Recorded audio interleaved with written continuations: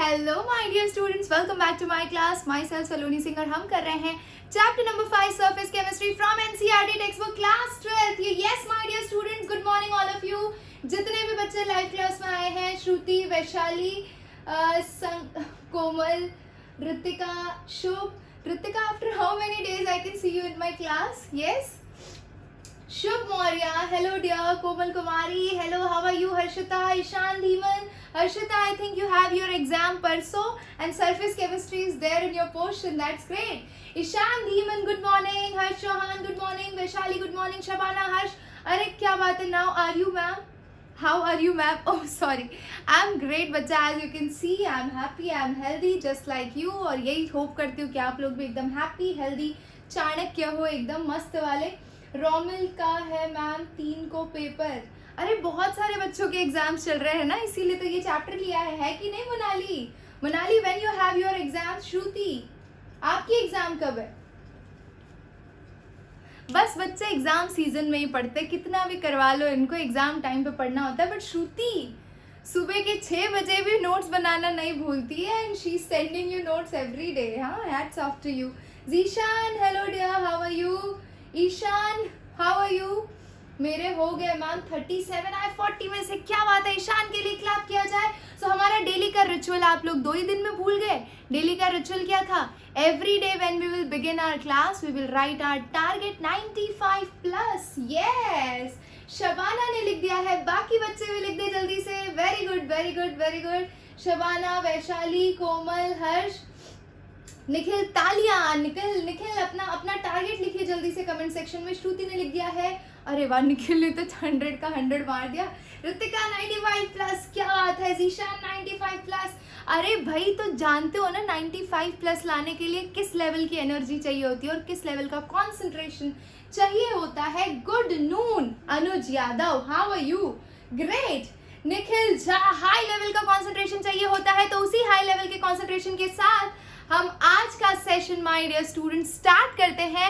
Let's rewind the previous class. Previous class में हमने क्या किया था? सरफेस केमिस्ट्री किया था। आप बोलेंगे मैम आप तो वो पहले ही बता चुके हो, पर इसके अलावा क्या किया था? तो हमने पढ़ा था catalyst. Your teacher is a catalyst और an enzyme? Let me know, your teacher is a catalyst और एन एंजाइम?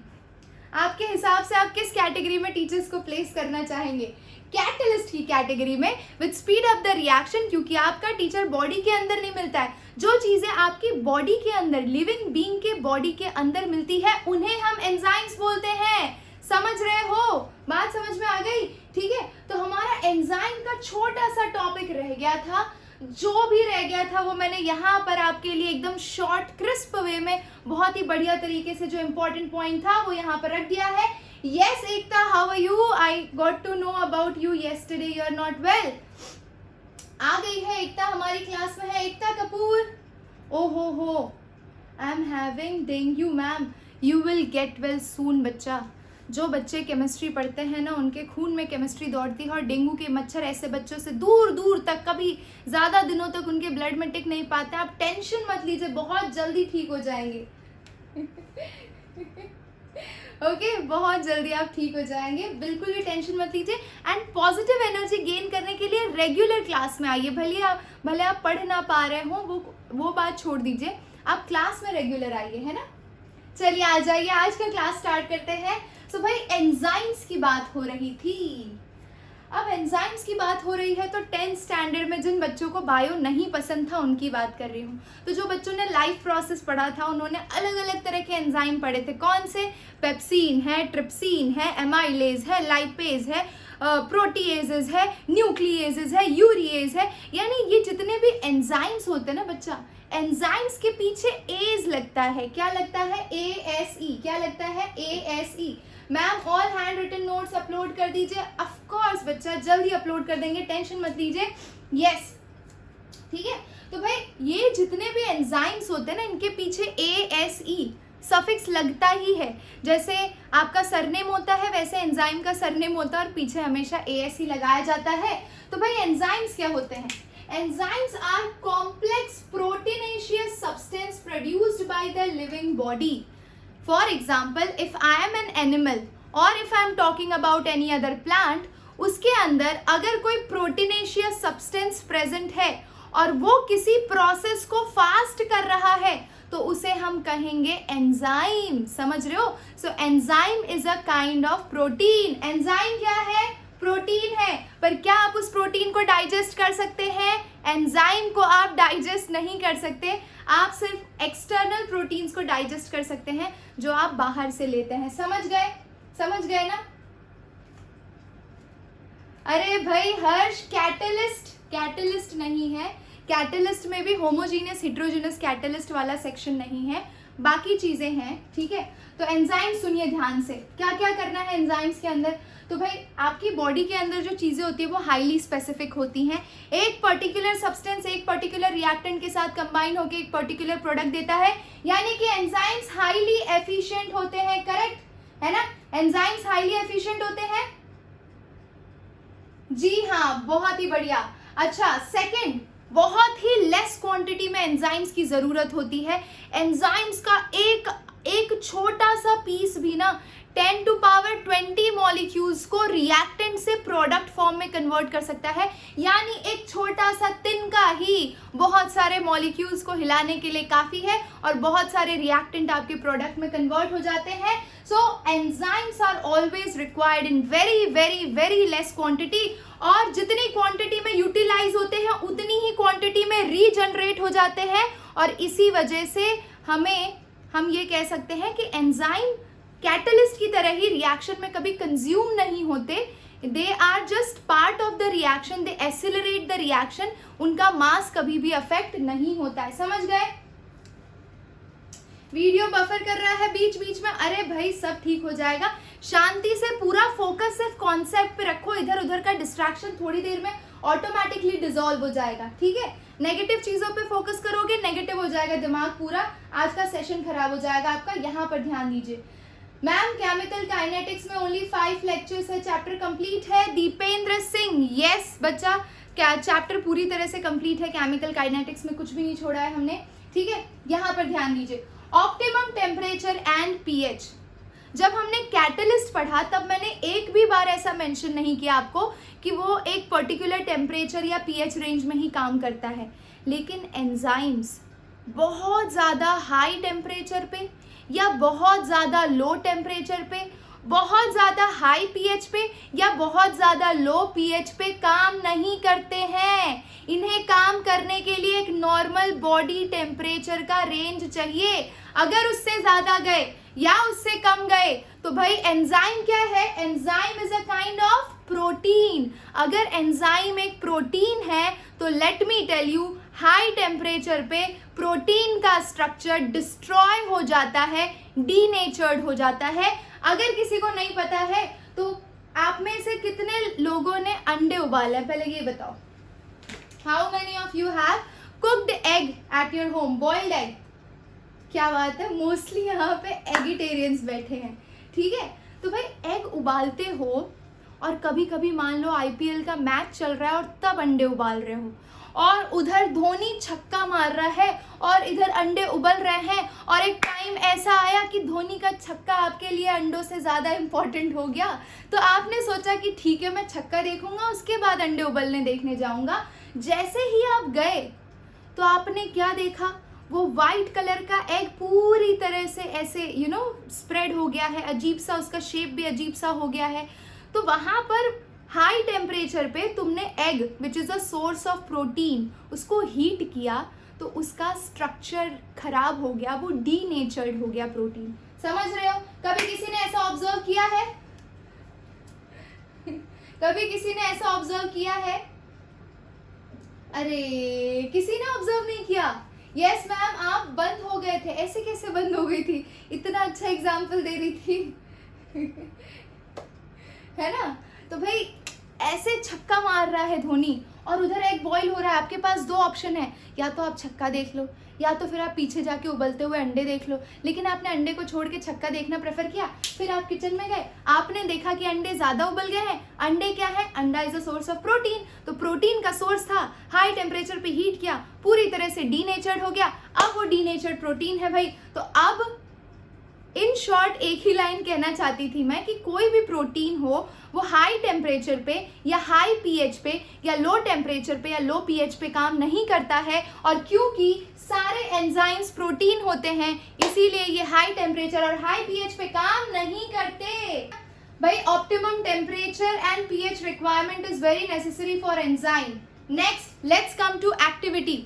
अगर आपने कल की क्लास अटेंड की थी तो आपको पता होगा कि कैटलिस्ट क्या करता है। अगर कैटलिस्ट के साथ कोई प्रमोटर प्रेजेंट हो तो वो उसकी एक्टिविटी को बढ़ाता है या घटाता है, कमेंट सेक्शन में बताइए। अगर कैटलिस्ट के साथ कोई प्रमोटर प्रेजेंट हो तो वो उसकी एक्टिविटी बढ़ाता है या घटाता है? बढ़ाता है। Very good very good very good very good very good, अरे वाह क्या बात है।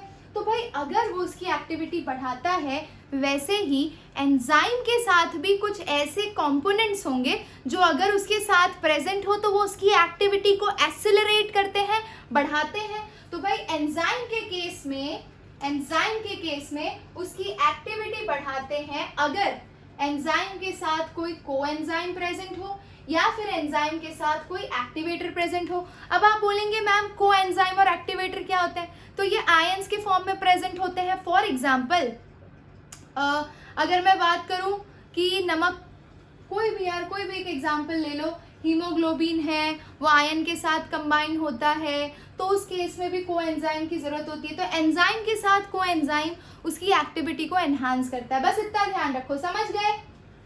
जैसे वहां पे काम था प्रमोटर का, वैसे यहाँ पे काम है कोएंजाइम का। फिनिश। अब कुछ कॉमन एंजाइम्स जो आपको याद रखने हैं, ठीक है, जो 1 मार्क में एमसीक्यू में गलती से आ सकते हैं, ठीक है, तो वो क्या क्या है देखो ध्यान से। अगर आपके पास स्टार्च है, स्टार्च कहाँ मिलता है जल्दी से बताइए, किसी को पता है स्टार्च कहाँ मिलता है? आलू किसको पसंद है? राइस किसको पसंद है? I am a big fan of rice fan, potato fan, तो I love rice and potato, और ये दोनों एक बहुत ही बढ़िया सोर्स है स्टार्च के लिए कौन सा टेस्ट करते हैं जल्दी बताइए? स्टार्च को अगर चेक करना है आपको तो आप कौन सा टेस्ट कर सकते हैं?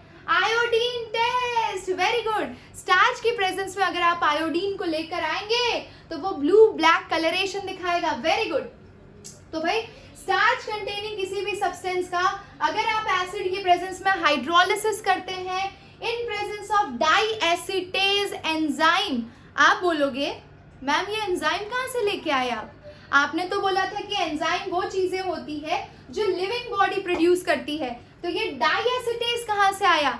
डाई एसिटेज माल्ट में से आया, शुगर केन के माल्ट में से, वो भी एक लिविंग बॉडी है। शुगर केन की बॉडी में से हमने डाई एसिटेज जनरेट किया और उसकी वजह से आपका स्टार्च कन्वर्ट हो गया माल्टोज में। सेम वे यहाँ पे C12H22O11 क्या है? सुक्रोज कहाँ मिलता है बच्चों? शुगर केन में। शुगर केन का अगर हाइड्रोलिसिस करते हो इन प्रेजेंस ऑफ एंजाइम इन्वर्टेज कौन बनाता है? इन्वर्टेज कौन सा लिविंग ऑर्गेनिज्म बनाता है? तो let me tell you, yeast की बात हो रही है यहाँ पे। ईस्ट की प्रेजेंस में अगर आप सुक्रोज का फर्मेंटेशन कैरी आउट करते हैं, बताइए क्या बनता है? ग्लूकोज। दूसरा तरीका, अगर ग्लूकोज को जाइमेज, अगेन जाइमेज का सोर्स क्या है? ईस्ट, ठीक है। ईस्ट एक लिविंग ऑर्गेनिज्म है जो जाइमेज एंजाइम प्रोड्यूस करता है, और अगर आपने ईस्ट की प्रेजेंस में ग्लूकोज को रखा तो वो अल्कोहल बनाता है। समझ रहे हो? अब तक अल्कोहल बनाना आपने सीखा था ऑर्गेनिक में, अब सीख रहे हो फिजिकल में। असली में अल्कोहल ऐसे ही बनता है, देसी अल्कोहल की बात हो रही है यहाँ पे। मैम एंजाइम के एंड में असीमा होता है, को एंजाइम में क्या होता है? असीमा क्या होता है बच्चा? असीमा, और I am reading incorrectly. Yes, तो ठीक है, ग्लूकोज को जाइमेज की प्रेजेंस में फर्मेंटेशन करते हैं तो अल्कोहल बनता है। वैसे ही यूरिया, भाई गुजरात में यूरिया की बहुत बड़ी फैक्ट्री है, क्रिप्को प्लांट है, और वहां पे यूरिया को ट्रीट किया जाता है यूरिएज एंजाइम से। यूरिएज एंजाइम क्या देता है आपको? Ammonia. And let me tell you, जिसने मेरी स्टोरी या स्टेटस देखा होगा उसको पता होगा कि भाई पहले फ्यूल की तरह ये सारे पेट्रोलियम प्रोडक्ट्स यूज़ किए जाते थे, अभी भी यूज़ करते हैं हम पेट्रोल डीजल। लेकिन जापान अब क्या कर रहा है, अमोनिया यूटिलाइज करेगा एज अ फ्यूल, क्योंकि ammonia is a source of, ammonia किससे बना होगा यार, हाइड्रोजन एंड नाइट्रोजन से। And now they are preparing their whole automobile industry to use hydrogen as a fuel.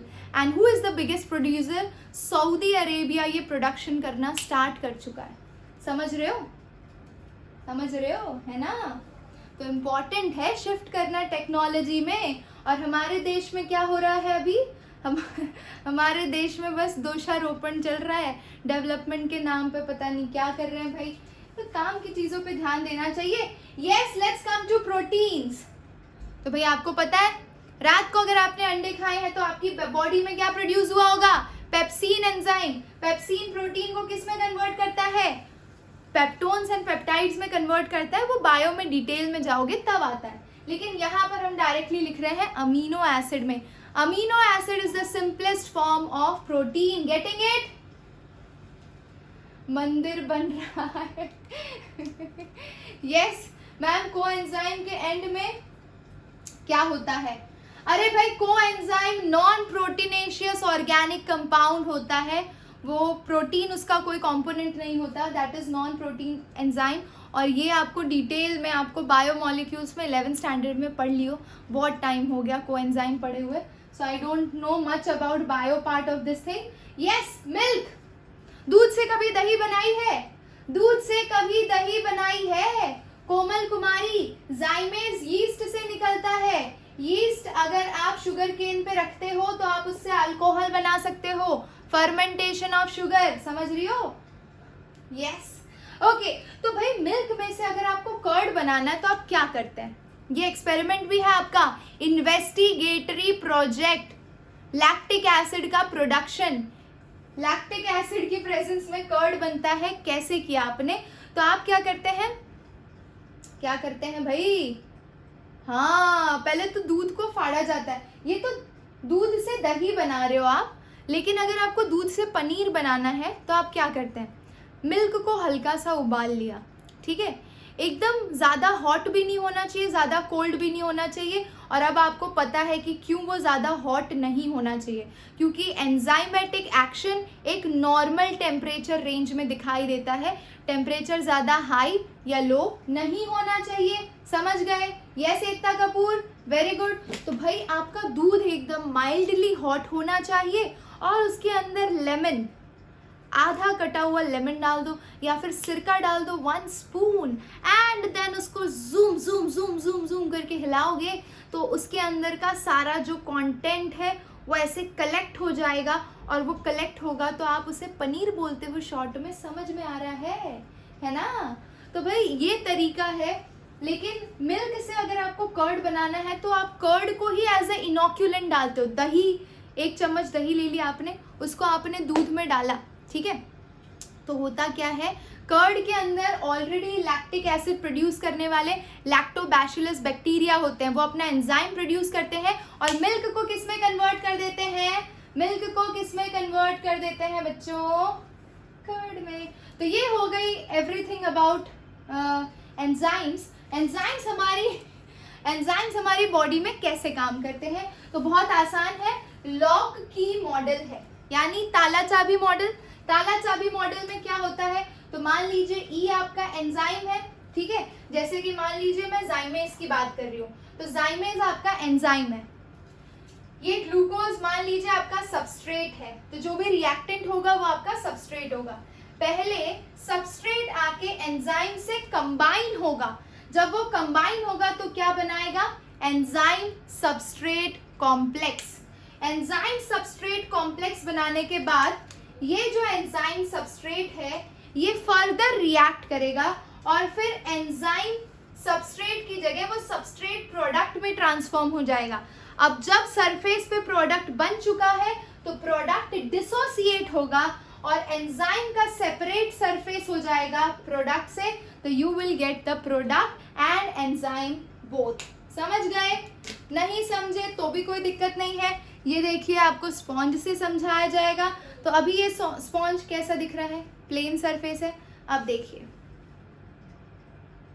ठीक है।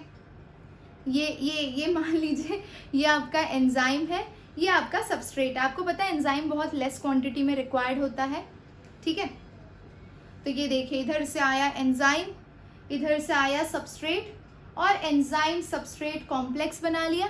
एंजाइम सबस्ट्रेट कॉम्प्लेक्स बनाने के बाद यहाँ पे जो सबस्ट्रेट है वो प्रोडक्ट में ट्रांसफॉर्म हुआ, और प्रोडक्ट बनने के बाद प्रोडक्ट और एंजाइम सेपरेट हो गए, खत्म। अरे नहीं समझे? समझे कि नहीं समझे? इजी था? नहीं भी आया तो भी बता दो, कोई दिक्कत नहीं है। समझ गए, बहुत है, बढ़िया। अच्छा, कैटलिस्ट के केस में इस तरह के कैटलिस्ट को कहा जाता है बच्चा शेप सेलेक्टिव कैटलिस्ट। जो कैटलिस्ट की पूरी एक्टिविटी शेप पे डिपेंड करती है, ऐसे कैटलिस्ट को हम बोलते हैं शेप सेलेक्टिव कैटलिस्ट। जैसे कि ये देख रहे हो, ठीक है। अब इसमें एक पर्टिकुलर शेप का ही सबस्ट्रेट फिट हो सकता है, ठीक है। अगर शेप डिफरेंट हुआ तो you can't fit it in this slot. Shape same होगा तभी आप इसको इसमें फिट कर पाओगे, ठीक है, और तभी उनके कंबाइन होने पे आप प्रोडक्ट जनरेट कर पाओगे। तो ऐसे एंजाइम्स भी होते हैं और ऐसे कैटलिस्ट भी होते हैं। कैटलिस्ट में बेस्ट एग्जांपल है जियोलाइट का। क्या बता रही हूँ मैं? There are certain catalyst which depends upon the shape of the molecule and the enzyme और द कैटलिस्ट। भाई दोनों ही केसेस में इंपॉर्टेंट है ये चीज। आपका एंजाइम भी और आपका कैटलिस्ट भी शेप सेलेक्टिव हो सकता है।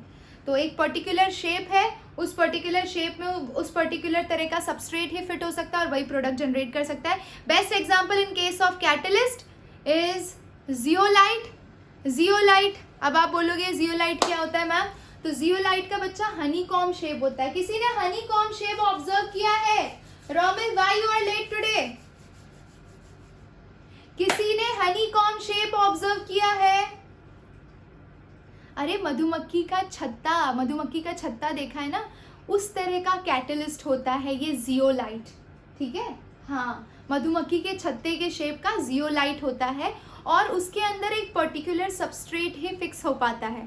तो इस तरह के कैटलिस्ट को जब स्पेशली पेट्रोलियम, यानी कि आप पेट्रोलियम प्रोडक्ट्स निकालते हैं ना अर्थ क्रस्ट से, तो ZSM-5 यूज़ किया जाता है as a catalyst to convert it into petrol, gasoline, ठीक है। पेट्रोलियम अर्थ क्रस्ट से निकालते हैं तो उसमें बहुत सारी चीज़ें होती है। कैरोसिन होता है, आप हैवी ऑयल भी उसी में से निकालते हो, वैक्स भी उसी में से निकालते हो, डीजल ऑयल भी उसी में से निकालते हो। There is mixture of things that you obtain from petroleum, ठीक है। तो आपको उसमें से गैसोलीन बनाना है, यानी स्पेसिफिकली पेट्रोल जो आप अपनी टंकी में डालते हो, तो उसको कन्वर्ट करने के लिए हम कैटलिस्ट की तरह एक जियोलाइट यूज करते हैं। उस जियोलाइट का नाम है ZSM-5। ये एक शेप सेलेक्टिव कैटलिस्ट है, ये एक जियोलाइट है जिसका शेप हनीकॉम्ब जैसा होता है, ठीक है। समझ गए?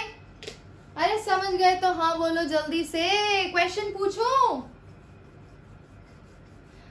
पूछूं आप लोगों से? All of you are ready to answer my questions? Shruti, Komal, Ritika, Ekta, Prashant, Vaishali, क्या बात है। चलिए। So my first question is, my dear students, yes, lock and key model is observed in,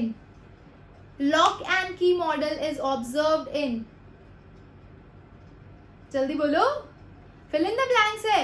lock and key model is observed in enzymes. Very good, क्या बात है। Second question है my dear students, ZSM-5 is an example of dash. ZSM-5 is an example of, जल्दी बताइए। ZSM-5 is an example of zeolite. What is zeolite? Answer आ गया है। Zeolite is a shape selective catalyst. Very good. Okay, मुझे ये बताइए zymes enzyme का source क्या है? Which organism produces zymes enzyme? East. Very good, क्या बात है। तो भाई आ गया तुम लोगों को। Coenzymes Accelerate the property of enzyme or decelerate the property of enzyme? Increases. Very good, very good. तो भाई ये खत्म हो गया हमारा एंजाइम. एंजाइम से रिलेटेड अब हमें कोई भी तामझाम नहीं करना है, तो इस एरिया को आप करेंगे सील. आप चाहे तो स्क्रीनशॉट ले लीजिए. उसके बाद हम बढ़ते हैं अपने नए टॉपिक की तरफ, जो कि है गर्मा गर्म कोलॉइड्स. ठीक है, कोलॉइड्स देखेंगे और हम देखेंगे कि आपका ब्लड यानी आपका खून, यानी एकता का खून, यानी वो डेंगू वाला खून अगर पानी में मिलाया जाए तो ट्रू सोल्यूशन बनेगा, कोलॉइडल सोल्यूशन बनेगा या सस्पेंशन सोल्यूशन बनेगा. देखते हैं एक एक करके. ठीक है. अच्छा, एक तो तुम्हारे ब्लड टेस्ट में कौन सा कलर निकला था, ग्रीन या ब्लू? चलो मैं बताती हूँ. तो भाई कोलॉइड बनाना है हमें, है ना. तो ये देखो, ये रहा पानी. इसको क्या बोलते हैं केमिस्ट्री की लैंग्वेज में, क्या बोलते हैं? जल्दी से बताइए. अरे H2O बोलते हैं बेटा, H2O. थोड़ा सा पी लूं, उसके बाद डिसॉल्व करूंगी. पानी साफ है, ठीक है, एकदम साफ था, मतलब समझ जाओ इसमें नमक नहीं मिलाया था. ठीक है, अब हम क्या करने जा रहे हैं, डेंगू वाला खून बनाएंगे. मैं 5 बार लिख चुका हूँ. प्रशांत क्या लिख चुकी हो बेटा, मैंने नहीं पढ़ा है, वापस लिखो. हाँ, ये देखो, ये नीली वाली इंक. आप बोलोगे मैम हर बार नीली वाली की ही बलि क्यों चढ़ाते हो?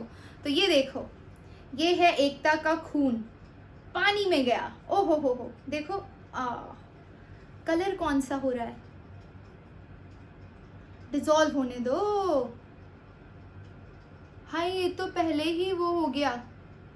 अच्छा, कुछ गड़बड़ है इस इंक में. See this?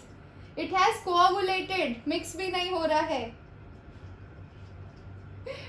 ओहो, ये तो सरफेस पर ही रुक गया बच्चा. Experiment failed. एक तो तुम्हारा खून सही नहीं है बेटा, सही एक्सपेरिमेंट नहीं दे रहा. नहीं, मिक्स ही नहीं हो रहा, कोआगुलेट हो गया. चलो, ये कोआगुलेट हुआ तो इस पे भी एक चीज बताऊंगी तुम्हें. ये तो यार हट, एक्सपेरिमेंट का सत्यानाश कर दिया. 1 मिनट, कैमलिन का ट्राई करते हैं. सेलो का ट्राई किया था हमने, कोई दिक्कत नहीं है. 1 मिनट.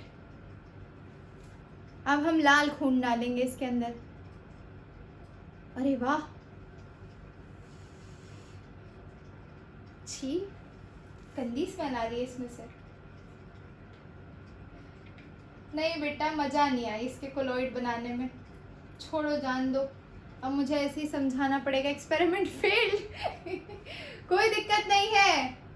हाँ एग्जैक्टली एकता, ये इंक वाटरप्रूफ होते हैं. वाटरप्रूफ होते हैं, इस वजह से ऐसा है. They are coagulating at the surface itself. अब ऐसा क्यों हुआ, इसके बेसिस पर भी मैं एक चीज समझाऊंगी. ये याद रखना, ये क्या हो रहा है, कोआगुलेट हो रहा है. देख रहे हो, सरफेस पर ही डिपॉजिट हो जा रहे हैं. ठीक है, अब यहां से मैं आपको 2 चीजें बताऊंगी, शांति से सुनिएगा.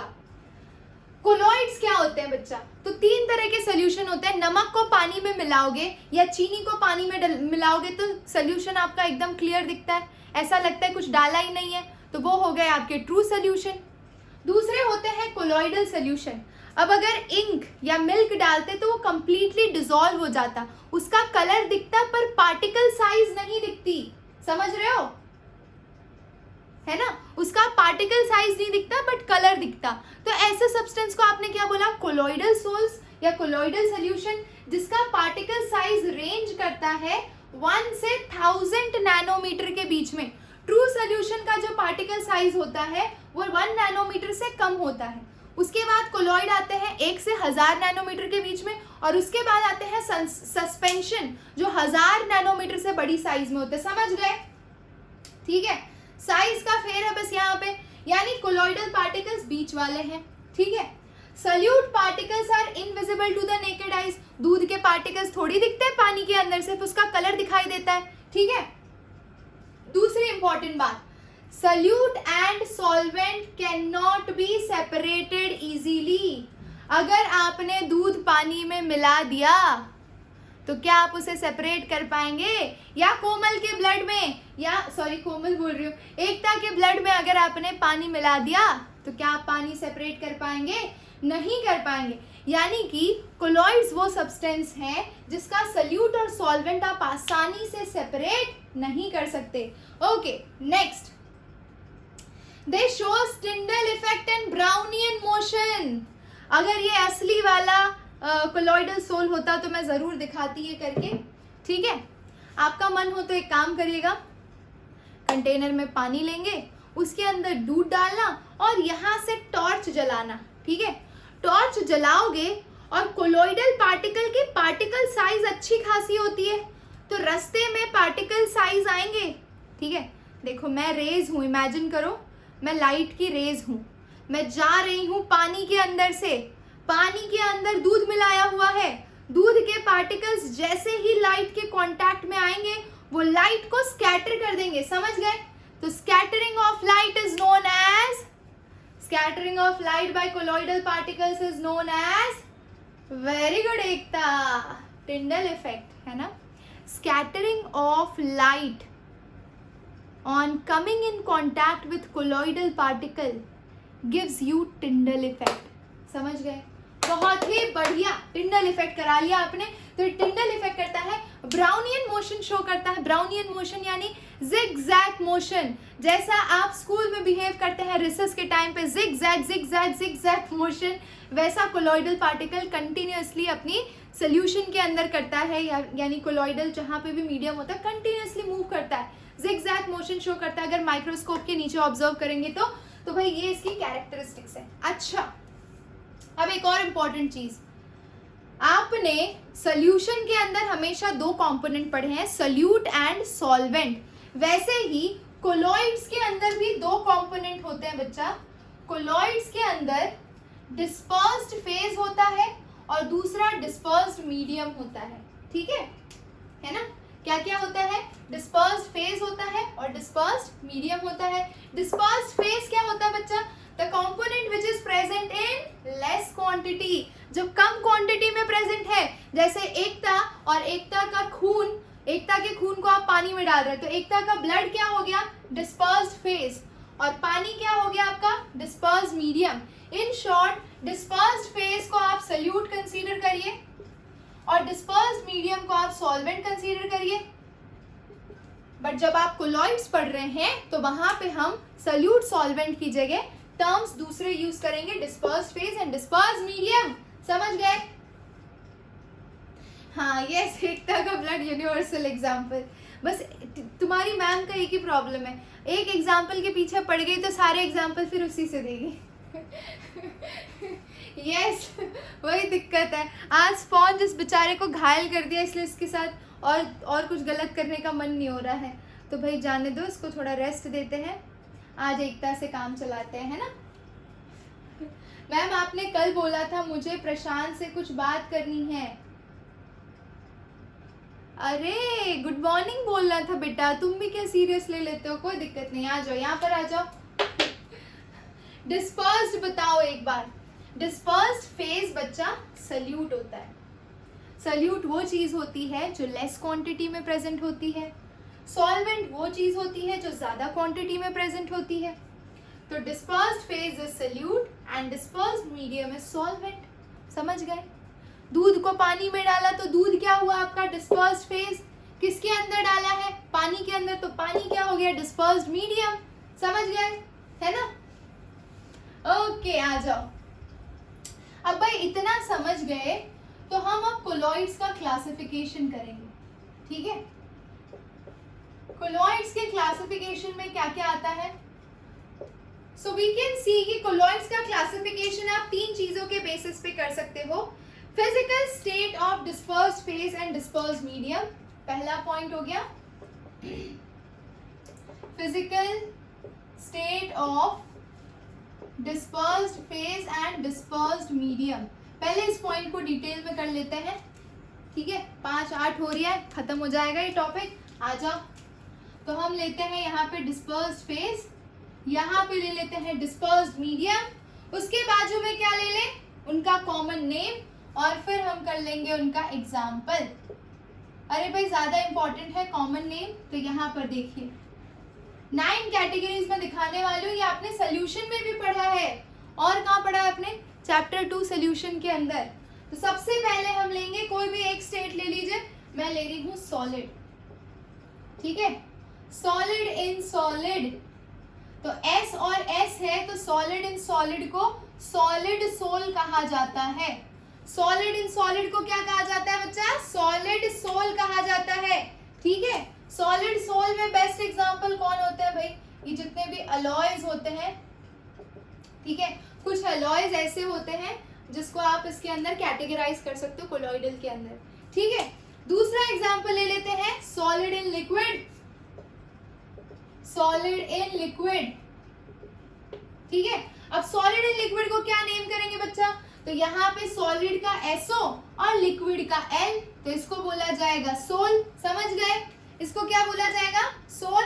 सोल का best example solid in liquid. तो अगर आपने गोल्ड को किसी लिक्विड मीडियम में डाल दिया या सल्फर को किसी लिक्विड मीडियम में डाल दिया, तो आप उसे बोलेंगे गोल्ड सोल या फिर सल्फर सोल, ठीक है।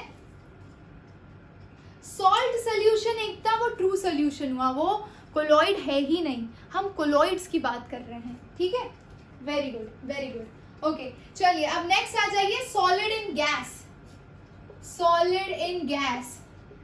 तो SO यहां से लो और गैस है, तो क्या समझ में आ रहा है? इसको नाम क्या दोगे भाई?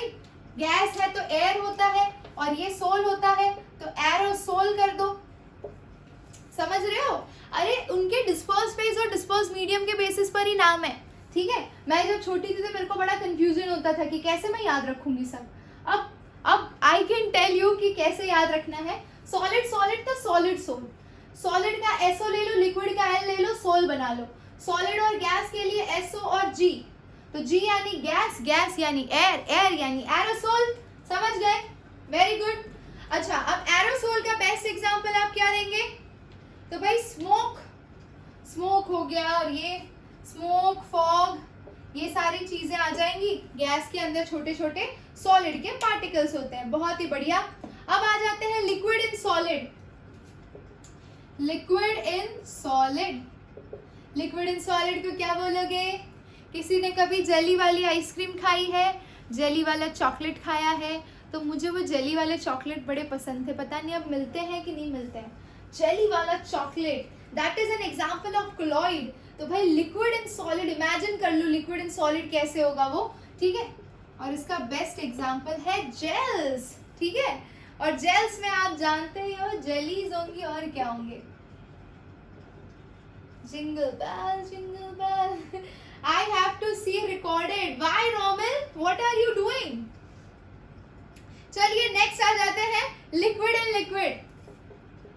अरे कभी एशियन पेंट्स का एडवर्टाइजमेंट देखा है?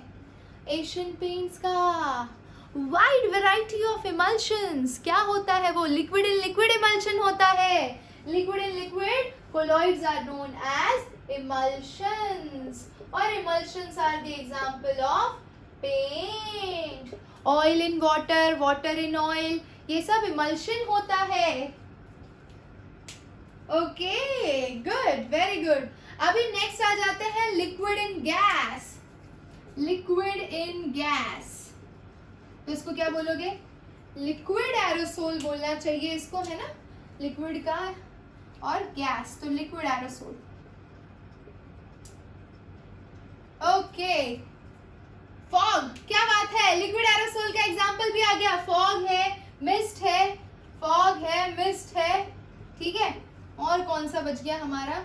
Liquid liquid, liquid gas, liquid solid कर चुकी हूँ। अब गैस गैस कर लूं? अरे गैस सॉलिड कर लो पहले, गैस सॉलिड कर लो। गैस इन सॉलिड क्या बोलते हैं भाई? गैस इन सॉलिड को क्या बोलते हैं बच्चा? Solid foam. क्या बोलते हैं उसको? सॉलिड फोम, फोम बोल लो सिंपल में, ठीक है। सॉलिड फॉर्म में क्या लिखोगे एग्जाम्पल? तो भाई इसमें क्या लिख सकते हैं बताओ, तुम लोग ही बताओ। रबर वगैरह आ सकता है, मैं लास्ट लिखती हूं तब तक। Gas in liquid, gas in liquid, इसका भी एग्जाम्पल नहीं याद आ रहा है, नाम तो इसका फोम ही होगा। सोचो, सॉलिड फोम, और फोम का बेस्ट एग्जांपल फोम ही होगा, और नहीं तो क्या। फोम पता है क्या होता है? फ्रोथ फ्लोटेशन प्रोसेस में कल ही बताया था फोम। हाँ, फ्रोथ फ्लोटेशन प्रोसेस में जब वो जिंक सल्फाइड का फ्रॉथ बना था पाइन ऑयल और कैस्टर ऑयल डालने पे, याद आया? याद आया? तो बस वही है, वो गैस इन लिक्विड का था। हाँ, गैस इन लिक्विड का था। चलो, तो ये हो गया। अगर आपका डिस्पर्स्ड फेज और डिस्पर्स्ड मीडियम का फेज चेंज करो, यानी उनके स्टेट चेंज करो, तो कितने तरह के कोलॉइड्स होते हैं, तो उसकी टेबल हो गई। अब हम बढ़ते हैं आगे। We are going to classify pumice. यस, pumice is also the best example. Alish Khan, very good. Gas, अरे गैस तो होमोजीनियस मिक्सचर हो गया ना बच्चा। गैस एंड गैस तो होमोजीनियस मिक्सचर हो गया, उसमें एग्जाम्पल क्या देंगे? नहीं होगा वो, ठीक है, समझ गए? Gas in gas is a homogeneous mixture. Air is a homogeneous mixture of two or more gases present in the atmosphere. My dear students, let's come to the next topic. Ekta Kapoor, उस साइड का भी आपने screenshot सबने ले लिया है, तो हम नेक्स्ट टॉपिक पर बढ़ते हैं। Interaction between dispersed phase and dispersed medium. Okay, आ जाइए। Interaction of dispersed phase and dispersed medium। तो सेकेंड कैटेगरी है interaction of dispersed phase and dispersed medium। देख रहे हो, ये जो धोखा दिया गया है यहाँ पे, मुझे बताइए, ये जो कांड किया था मैंने, इसके अंदर पानी क्या था आपका? पानी क्या था? डिस्पर्स्ड फेज या dispersed medium? What is water? Dispersed medium. Very good, dispersed medium है, ठीक है। और डिस्पर्स्ड मीडियम और उसके अंदर इंक क्या है? Dispersed phase. मुझे बताइए, क्या इन डिस्पर्स्ड फेज और डिस्पर्स्ड मीडियम का रिश्ता आपको अच्छा दिखा कि रिश्ता गंदा दिखा? दोनों एक दूसरे को अट्रैक्ट कर रहे हैं, रिपेल कर रहे हैं? गंदा है, बस। तो यही इंटरेक्शन की बात करेंगे हम। डिस्पर्स्ड फेज और डिस्पर्स्ड मीडियम के बीच में कैसा रिलेशन है, उसके बेसिस पे हमारे पास दो कैटेगरी है, लायोफिलिक एंड लायोफोबिक, ठीक है। लायोफिलिक यानी कि लिक्विड लविंग, और लायोफोबिक, लायो means again liquid, and phobic यानी कि डर लगना, फोबिया होना, तो हेटिंग कर दो इसको, ठीक है। अच्छा, अब दोनों में डिफरेंस देखते हैं। तो लायोफिलिक में जो डिस्पर्स्ड फेज है और डिस्पर्स्ड मीडियम है, इनके बीच बहुत ही खूबसूरत सा रिश्ता है, प्यार है, देखो, लविंग है, ठीक है। तो दोनों एकदम आसानी से मिक्स हो जाते हैं, डाला और मिक्स हो गया। जैसे कि दूध को पानी में डाला, एकता का खून पानी में डाला, तो भाई वो सब आसानी से मिक्स हो गए। डिस्पर्स्ड फेज और डिस्पर्स्ड मीडियम अगर दोनों आसानी से बिना किसी मेहनत के मिक्स हो जा रहे हैं, तो उसे हम क्या बोलेंगे? बच्चों, शबाना आजमी, एकता कपूर, प्रशांत मीना, श्रुति अनामिका, शुभ मौर्य, लायो। Very good. एकता पानी में मिक्स नहीं होती, हाँ सही है, यस। तो उसे हम लायोफिलिक बोलेंगे। अच्छा, दूध को पानी में मिलाते हो तो ऐसा होता है कि दूध नीचे सेटल डाउन हो जाता है, कि स्टेबल रहता है, उसके साथ जीवन भर स्टेबल रहता है दूध और पानी? हाँ, तो वो जीवन भर स्टेबल रहेंगे। तो भैया देखो, लायोफिलिक हैज और शोज और इजीली क्या एक अच्छा लैंग्वेज, लायोफिलिक लिक्विड लविंग, इसके लिए एक अच्छी लैंग्वेज चूज करते हैं। शोज गुड इंटरैक्शन, क्या लिखे? हाँ, shows dispersed phase and dispersed mediums. Dispersed phase has higher affinity for dispersed medium. Have higher affinity for dispersed medium. ठीक है। लायोफोबिक में क्या लिखोगे? इनका नहीं होता एफिनिटी, ये झगड़ा करके रखते हैं, किससे? अपने मीडियम वालों से और फेज वालों के बीच में झगड़ा होता रहता है। India is a lyophobic sol, जहां पर लोगों के बीच और हमारे लोग क्या है, डिस्पर्स्ड मीडियम, नेता क्या है, डिस्पर्स्ड फेस, दोनों की कभी नहीं बनती। ऐसे सॉल्यूशंस को हम बोलते हैं, ऐसे सोल्स को हम बोलते हैं लायोफोबिक सोल। ठीक है, तो लायोफोबिक सोल में हम लिखते हैं क्या, डिस्पर्स्ड फेस हैव और shows poor interaction with dispersed medium, तभी तो हेटिंग है, समझ रहे हो, समझ गए ना। अच्छा, ये वाला स्टेबल होता है, स्टेबल होगा, ठीक है, ये वाला अनस्टेबल होगा। जरा सा